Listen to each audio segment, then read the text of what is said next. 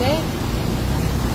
إن أنا فوق روعة كمان الزبن بتاع الكيس اللي توصل لعندي. يلا